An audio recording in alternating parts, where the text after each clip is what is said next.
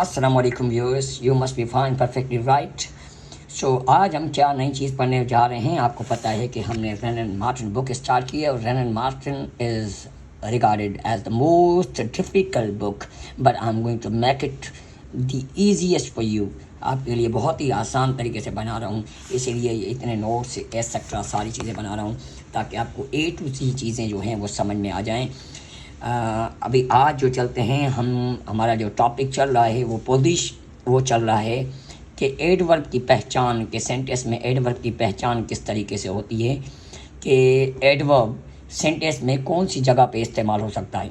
क्या स्टार्टिंग में, क्या दरमियान में, क्या हेल्पिंग वर्ब के बाद, क्या मेन वर्ब के बाद, क्या लास्ट में, क्या सेंटेंस की शुरुआत में, क्या सेंटेंस की लास्ट में। तो ये सारी चीज़ें क्लियर होने वाली है। वीडियो की तरफ मूव करने से पहले वीडियो को लाइक कीजिएगा और वीडियो को शेयर लाजमी कीजिएगा। फाइन, आगे चलते हैं। पोजीशन ऑफ एडवर्ब रेनन मार्टिन से पढ़ रहे हैं। आज के पता चल जाए कि एडवर्ब कहाँ पे इस्तेमाल हो सकता है। एडवर्ब ऑफ मैनर, जो एडवर्ब तरीक़ेकार बताता है कि कोई भी एक्शन किस तरीके से होता है। विच आंसर द क्वेश्चन हाउ, जो जवाब होता है हाउ का, कि कोई काम किस तरीके से होता है। जैसे well, fast, quickly, carefully, calmly, खामोशी से, तेज़ी से, अच्छे तरीके से, फास्ट, तेज़। Are generally placed after the verb और आफ्टर द ऑब्जेक्ट, ये हमेशा वर्ब के बाद आते हैं या ऑब्जेक्ट के बाद आते हैं। If there is one is it is raining heavily, बहुत ज़्यादा तेज़ बारिश हो रही है। The ship is going slowly, आहिस्ता जा रही है। तो यहाँ पर देखें वर्ब के बाद आए हैं। शी स्पीक्स इंग्लिश वेल, तो यहाँ पर ये वेल कहाँ पे यूज़ हुआ है, ये देखें ऑब्जेक्ट के बाद, या तो वर्ब के बाद या तो ऑब्जेक्ट के बाद। He does is work carefully, तो यहाँ पर केयरफुली क्या आया है, नाउन के बाद आया है, ऑब्जेक्ट के बाद आया है। डज वर्ब है, हिज वर्क क्या है, ऑब्जेक्ट के बाद आया है। आगे चलते हैं। Adverb phrases of place, here, there, everywhere, ये भी एडवर्ब है जो प्लेस को बताते हैं। या एडवर्ब ऑफ टाइम, जैसे नाउ मतलब इस वक्त, देन मतलब उस वक्त, येट मतलब अभी तक, टुडे मतलब आज, नेक्स्ट संडे मतलब अगले संडे को। Are also generally placed after the verb और after the object if there is one. अगर एक है तो ये इस तरीके से इस्तेमाल होते हैं। ही विल कम हेयर, यहाँ पे वर्ब के बाद। आई लुक्ड एवरीवेयर, वर्ब के बाद। हैंग द पिक्चर देयर, तो यहाँ पर क्या है, ऑब्जेक्ट के बाद, द पिक्चर के बाद। I met him yesterday, object के बाद।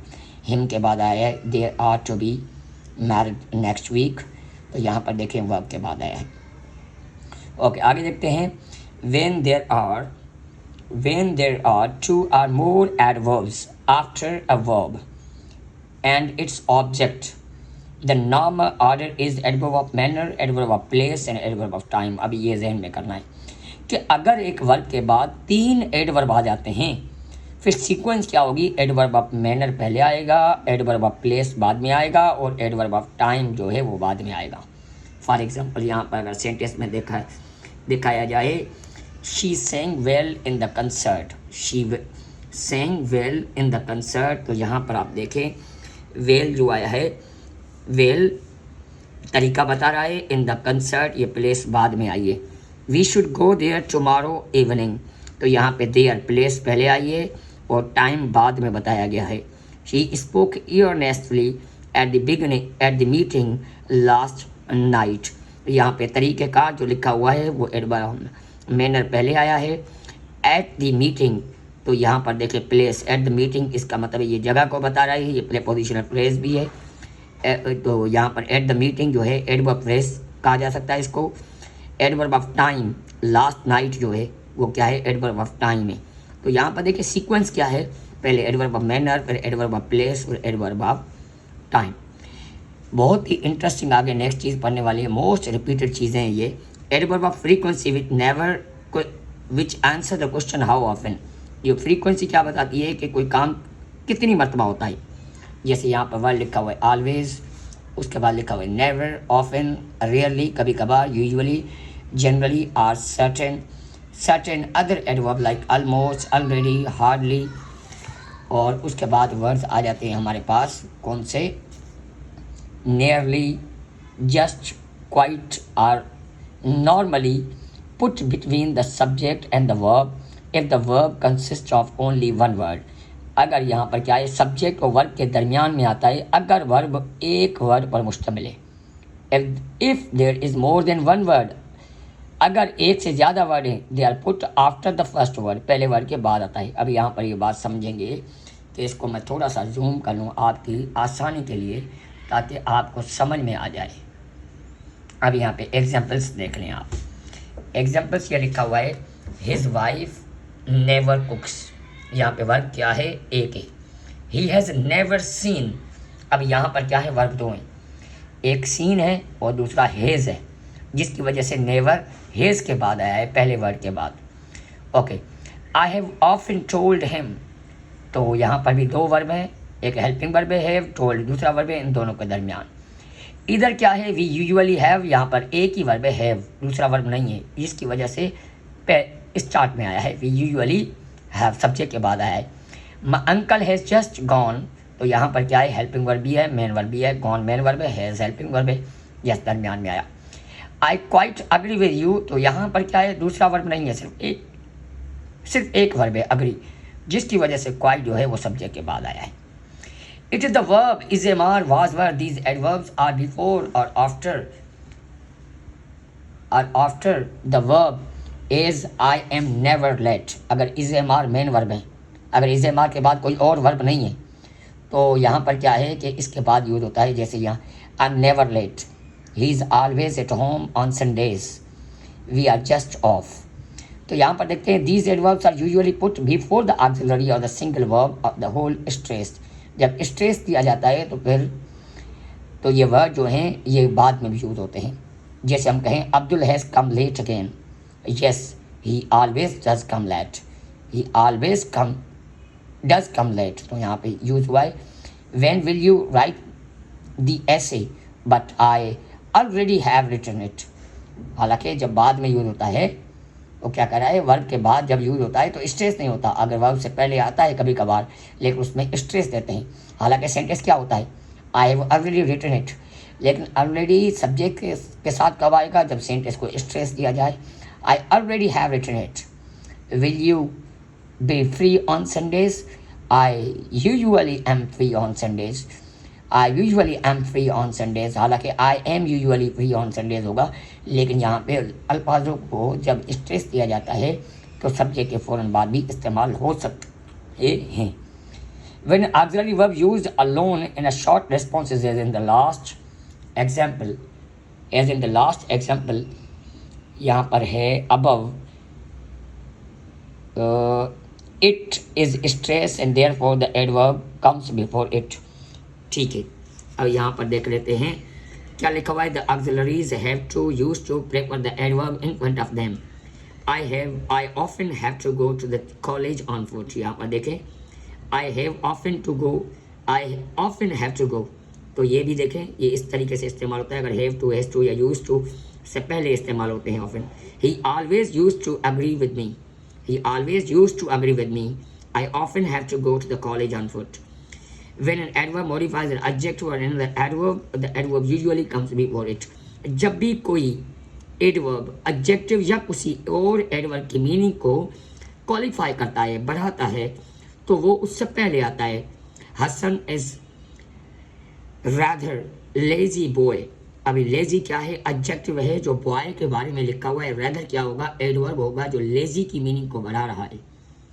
The dog was quite dead, quite dead, dead क्या है किसके बारे में लिखा हुआ है मरा हुआ, तो क्या हुआ ये डॉग है, तो क्वाइट क्या है ये एडवर्ब होगा जो डेड की मीनिंग को बढ़ा रहा है।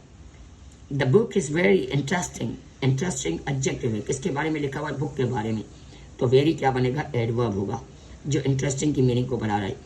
Do not speak so fast, so fast, तो फास्ट क्या है एडवर्ब है किसके बारे में लिखा हुआ है स्पीक के बारे में, फास्ट क्या तेज़ नहीं बोलो, यहाँ पर क्या सो किसकी मीनिंग को बढ़ा रहा है फास्ट को, मतलब ये एडवर्ब जब किसी एडजेक्टिव या किसी और एडवर्ब की मीनिंग को बढ़ाता है तो उससे पहले आता है।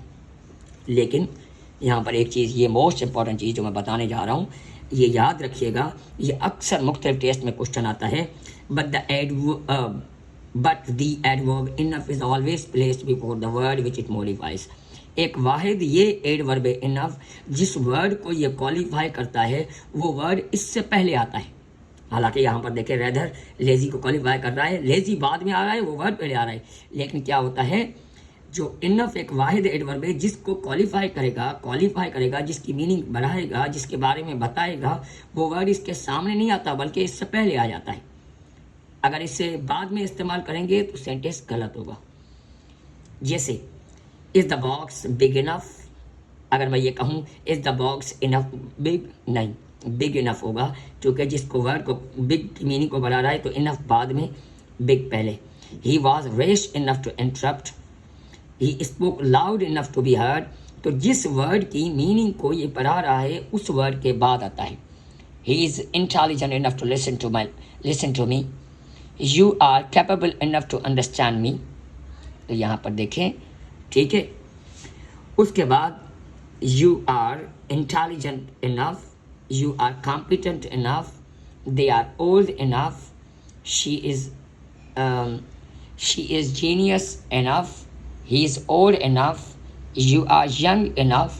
तो यहाँ पे जिस वर्ड को क्वालिफाई करेगा उस वर्ड के बाद आता है इनफ, ये जहन में करना है, उससे पहले नहीं आ सकता। जैसे मैं एक सेंटेंस बनाऊँ, he is competent, he is enough competent to pass this test, गलत है। क्या कहेंगे, he is competent enough to pass this test. आगे चलते हैं, क्या लिखा हुआ है, as a general rule the word only should be placed immediately before the word it modifies. आम रूल ये है कि ओनली जिसको क्वालिफाई करेगा, जिसके बारे में बताएगा, जिसको मॉडिफाई करेगा उससे पहले आएगा। ये देखें, आई वर्कड ओनली 2 सम्स, मैंने सिर्फ 2 हिसाब किए, सिर्फ 2 हिसाब किए। ये स्लेप्ट ओनली 3 आवर्स, वो सिर्फ 3 घंटे सोया है, सिर्फ 3 घंटे, जिसको क्वालिफाई कर रहा है उससे पहले। इन spoken English however it usually put before the verb, कभी कभार ये वर्ब से पहले इस्तेमाल होता है लेकिन स्पोकन के अंदर, ठीक है, मोस्टली रिटन के अंदर ऐसे ही होता है।